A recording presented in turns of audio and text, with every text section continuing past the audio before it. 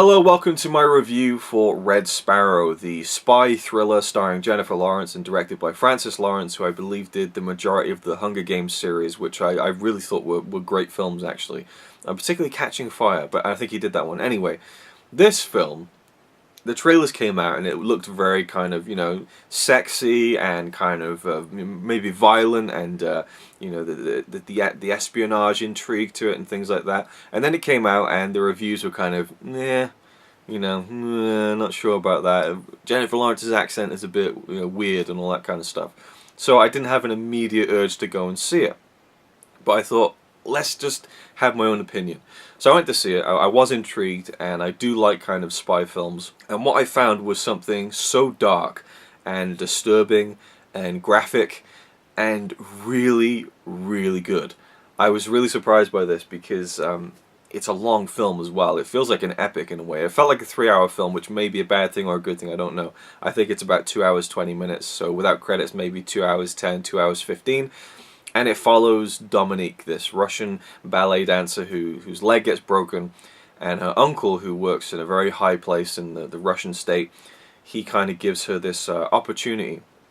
He kind of lures her into this kind of situation, and she ends up witnessing a murder.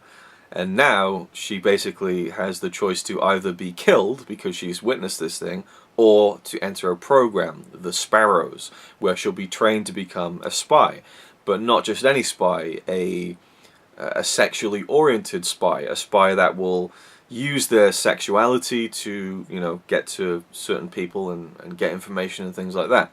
Now, she doesn't want to do this, obviously. She doesn't want to become, I think she said, "You sent me to whore school" at one point. But she has a mother at home in an apartment that is being paid for by the state because she went to this ballet thing. So her uncle's like, well, the only way you're really going to keep your mother, who's ill and needs constant care, safe is if you do this thing. So she has no choice. She's forced into this life, and we see her getting trained to be a sparrow and to be desensitized to her body. And there are nude scenes, there are sex scenes, there are all that kind of stuff. And in the cinema I watched it in, there was a lot of snickering and kind of like people hadn't seen, a willy before. It's like, oh my god, he's got to me it was just, it is what it is. It works with the story. I've read some things saying it's an exploitative film. Yeah, in a way, I suppose it is, but it really puts you into this horrible situation that Dominique finds herself in when she becomes this agent, and when she becomes desensitized to these things, and she starts to become really good at her job. And she is tasked with going and making contact with a CIA agent played by Joel Edgerton to find out, what he knows about a mole who could be in the Russian government. So it's all about these two characters, Dominique, and I forget the American's name, Joel Edgerton, but right from the beginning of the film, we're intercutting both of their stories. So it's I really liked that, the editing of it, and how we see his story playing out in Russia. Then he has to go back, he goes to Budapest, and it's a very much an international movie. It takes place in Russia and in Budapest. It takes place in, there's parts in London, so I really like that part of it. But what this film isn't is a film like Atomic Blonde, which is a spy movie. It's got that Cold War twinge to it, much like this film does, but it's an action film, and it's fun, that there isn't too much weight to it. This film, the weight is all there, and the action is removed, and I loved that. It wasn't about the action, it wasn't about the big set pieces, it was about the characters, and it was about this raw, visceral, horrible situation that this young girl found herself in, and how she was trying to break out of it. I can't tell you how much, towards the third act of the film, I was dying for Dominique to get out free. I was just so desperate to see her get to America and just get away from everything, because it became so clear that she was never going to get out of this situation. She was always going to be owned by the states of, in Russia, and I wanted her to get off to America, to escape and to be free. I really wanted that.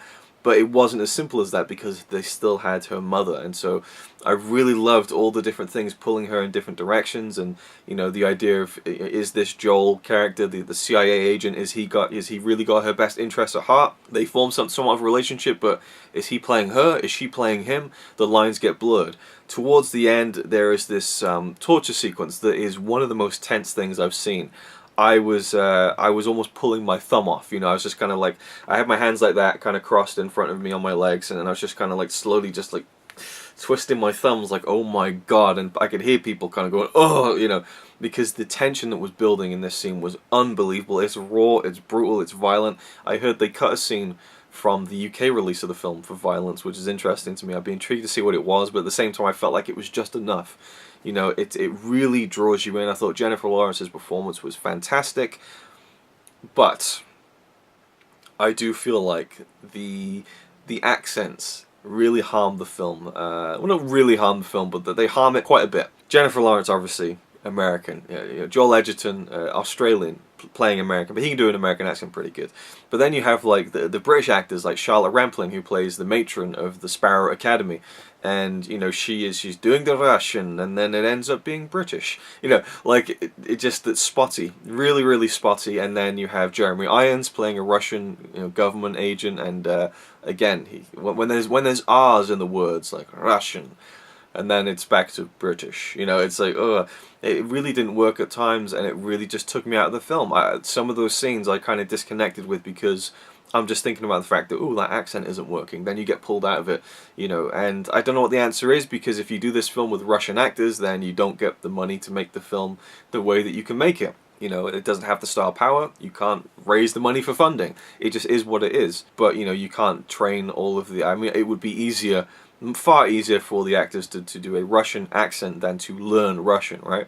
Because if you do Russian and it sounds terrible, then that's even worse, I think. But it's just one of those things, and I always find it weird in films where, it's an American film and they're all speaking a different accent. Or you have a film like The Girl with the Dragon Tattoo where Daniel Craig just does his British accent. It's just like, okay, everyone else is trying with Daniel Craig's like, no, I'll just do my British accent. I'm Swedish, but, I'll speak in English in a British accent. Anyway, it did harm the film for me, but there isn't really too much to critique. I thought I would definitely watch it again. There's some really cool scenes where you're really on the edge of your seat as to what's going to happen with the various things that she's doing and the people that she meets and the things she's trying to pull off, and things really do come around by the end. There's a nice little reveal that I thought was really well done, and it wasn't quite the ending that I expected, and was done really well. Like the payoff at the end was really nicely done, I thought, and satisfying. So it has all this dark stuff, but it has a satisfying end to that. It pays everything off, and it isn't one of those grim films where it's just grim credits. There is some sort of a glimmer of light of hope at the end of the tunnel, but not in the way that you'd expect, and I really like that. So Red Sparrow to me is a really good film. I loved it, I really did. I was quite impressed by it. Wish the accents were a little bit stronger, but I think that Jennifer Lawrence actually did pretty well. I've read some criticism saying that her accent was terrible. Maybe it was, but she's on screen for so long, I really just became used to that accent. But it was when the smaller characters like Jeremy Irons and Charlotte Rampling, who are both fantastic actors, but they're doing the Russian and then they kind of slip back into the British. It's like, ugh. It's a bit of a shame. But it doesn't harm the film too much, I don't feel. So, yeah, just as far as the, these kinds of spy movies, I just really liked it a lot, and was surprised by that as well. I think it was decent, but I really liked it a lot. Anyway, I'm just repeating myself, so I'll leave it there. Thanks for watching. Leave your thoughts down below if you've seen it, what you thought of the film, and I'll see you in the next one. He's alright by me. Apart from the fact he throws cans of Carlin into a tree. Yeah, he's really cool. Yeah, he's really cool. But he's not quite as cool as you, 'cause